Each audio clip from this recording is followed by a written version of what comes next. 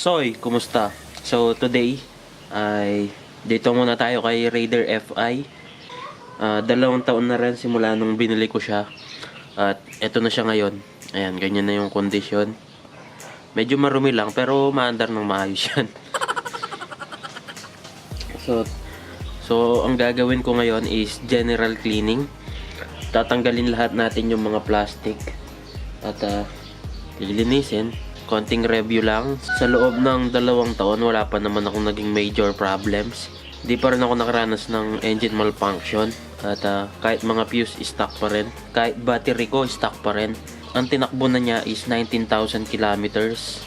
Bali, ang average kilometers ko per year ay 10,000. Tignan natin yung chassis kung may kalawang na din. Kasi may nakikita ako sa internet na nagpo-post na kinalawang na yung chassis nila. Tara, baklasin na natin.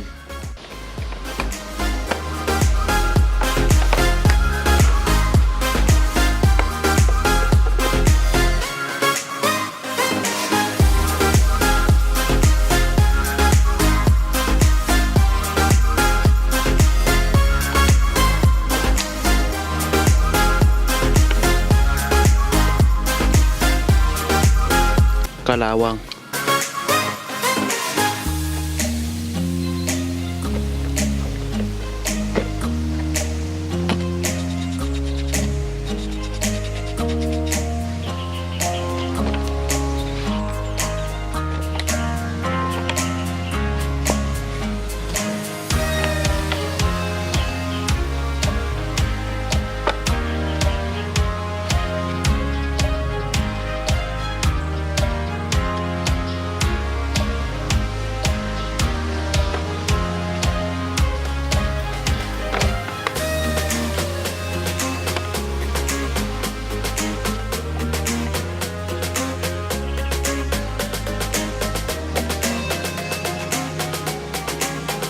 Dumi.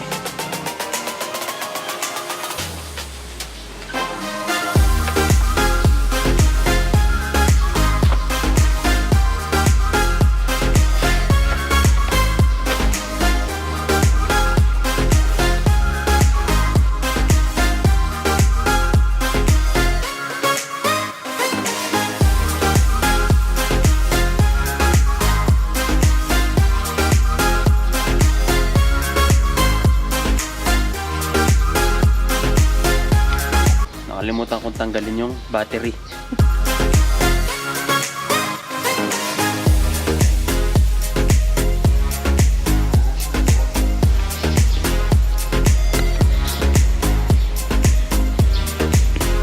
So guys, andito yung tip over sensor natin. Ito, kapag natumba yung motor, ito yung sensor na gumagana at pinapatay yung makina.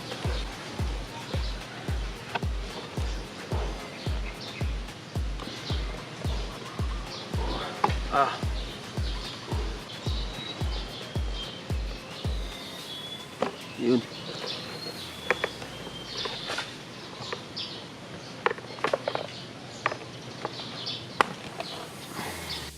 So ayan guys, ito yung tip over sensor or lean angle sensor. So kapag ito tabingi yung pagkakalagay nyo, magmamalfunction yung motor. So dapat straight. Meron naman ayan indicator upper na nakasulat. So ayan guys, at hindi pa naman siya ganun kadumi pero dito sa part na to marumi na rin pala dito. So wala naman siyang major na kalawang. Ano to, kala ko nabasag na yung frame, pero yung frame okay naman, wala namang kalawang. Yan. So dito lang may kalawang. Itong lagayan ng bolt. So pati dito marumi na.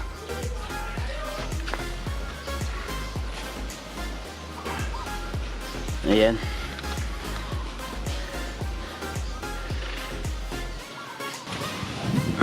Tapos itong radiator cover ko kinalawang na rin. SGP to. Akala ko stainless din itong grill.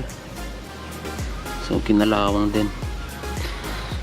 effective naman, wala namang sira sa mga radiator fins. O ayan, wala. So ayan guys, linisan na natin. Umpisan natin sa head itaas.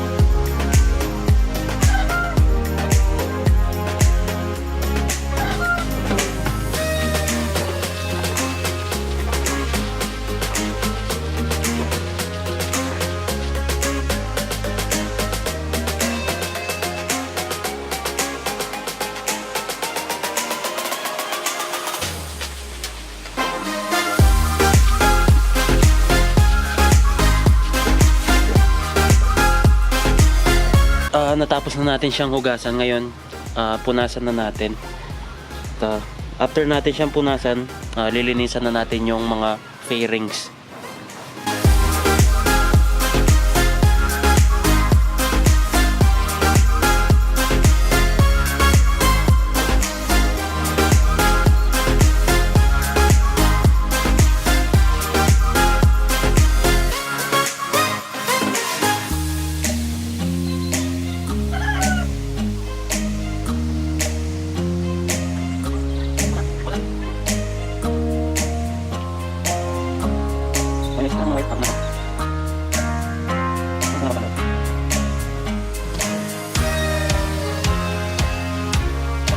I-side stand muna natin para matanggal yung tubig na naipon sa radiator natin. Ayan, tumutulo. Ayan.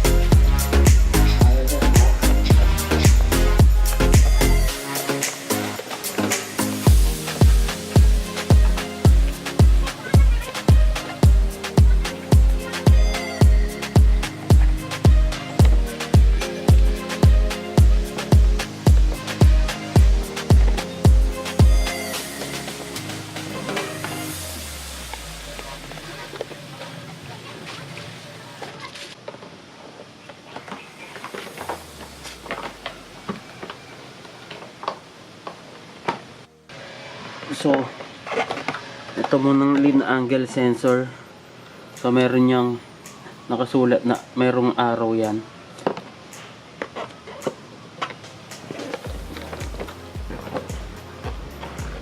So, yan. Tapos, ito. Hindi ko alam kung ano to. Tapos, guys, yung wire holder. Ayan.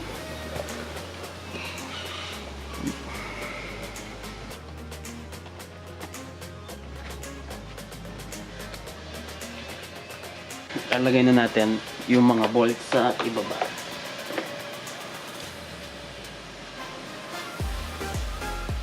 Tapos guys, ibalik na ulit yung battery para matesting agad natin. So ayan guys, bago natin ilagay lahat ng fairings, paandarin muna natin. Kasi kapag hindi umandar, kakalasin mo na naman ulit yan.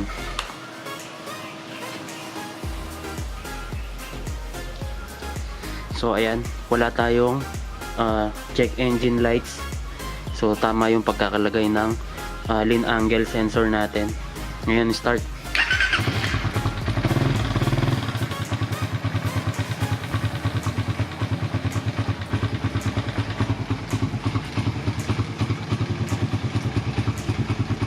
Paandarin lang natin ng mga ilang minuto.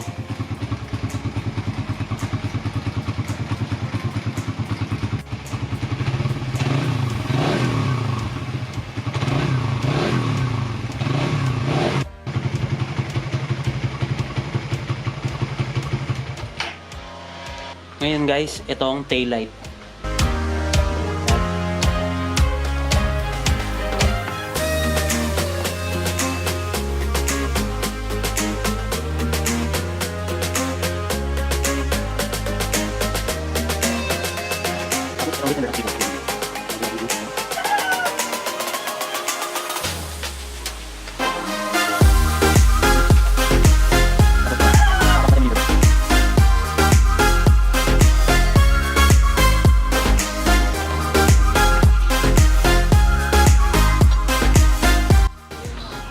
So, ito yung connection.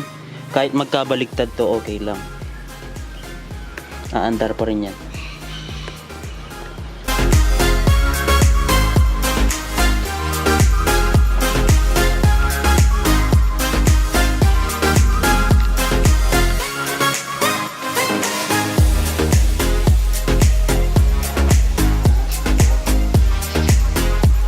Shoutout muna kay Harold Glenn, Charles Homer Lobo, Dexter Pineda, Neo Miguel Di Macali at Ryan De Dios. So ngayon, ito namang back fairing natin sa side.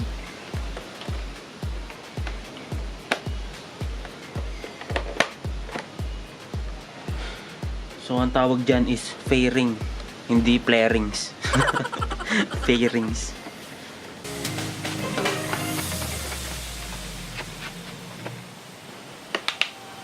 Yung mga may kalawang na part, pupunasan natin ng WD-40. Tatanggal naman ng konti. Kinalawang yan kasi nabakbak yung pintura dahil sa kakabaklas.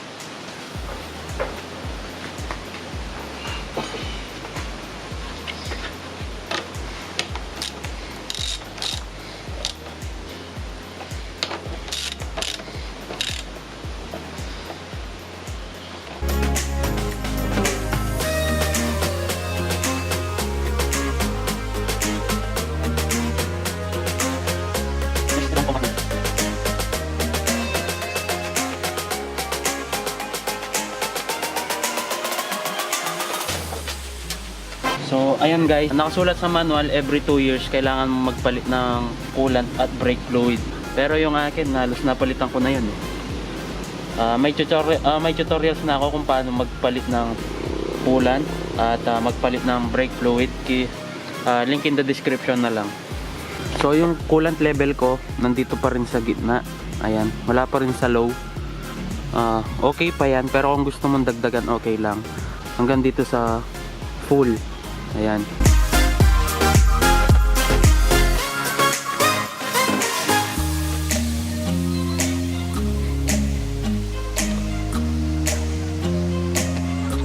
So ayan guys, natapos na natin, malinis na.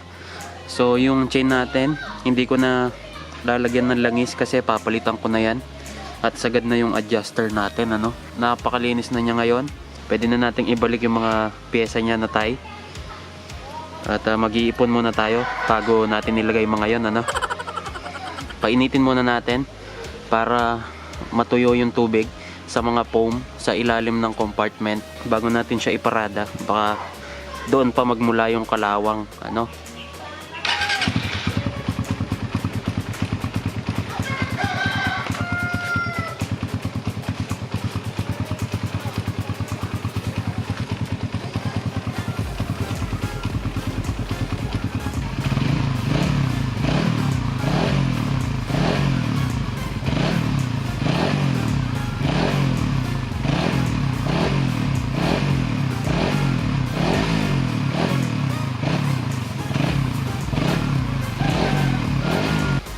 At syempre, na-renew ko na yung registration ko.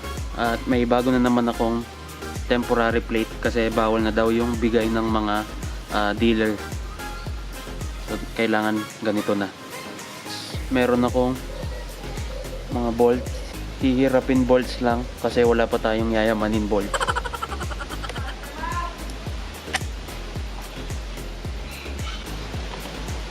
So, ayan guys. At syempre, walang available na sticker. So, ayan talaga. Wala nang bago. So, ayan guys. Kakalinis pa lang natin. Mukhang uulan na, ano? At hanggang dyan muna. Kita-kits sa susunod na vlog.